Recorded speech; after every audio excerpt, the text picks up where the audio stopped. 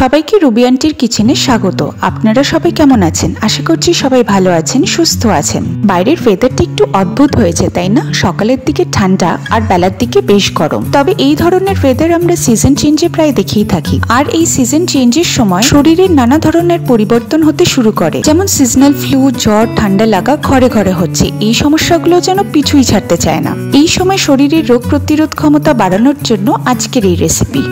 আজকের এই রান্নায় আমরা ব্যবহার করছি নিম পাতা। নিম পাতা আমরা সবাই জানি প্রাকৃতিক ওষুধের ভান্ডার। এর তেতো স্বাদটা শরীরের ভেতরে জমে থাকা টক্সিন দূর করে, রক্ত পরিষ্কার করে এবং ভাইরাসের আক্রমণ থেকে রক্ষা করে। আর বেগুনের গুণ তো আপনারা সবাই জানেন। আর এই রেসিপিতে নিম পাতার সাথে বেগুনটা ব্যবহার করায় খাওয়াটা অনেকটাই সহজ হয়ে ওঠে, কারণ বেগুনের স্বাদ তুলনামূলকভাবে মিষ্টি, যা নিমের তেতো ভাবকে কিছুটা কমিয়ে দেয়।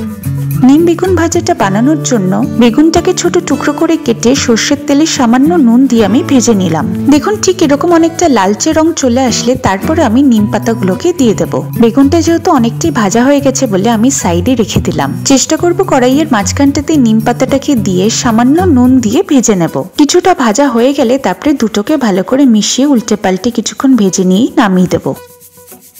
দেখলেন তো কি সুন্দর রান্নাঘরে এই রেসিপিটা ঝটপট তৈরি করে নেওয়া যায়। খেতে একটু তেতো লাগলেও এর উপকারিতা প্রচুর। তাই এই ঋতু পরিবর্তনের সময় আজকেই বানিয়ে নিন নিম বেগুন ভাজা।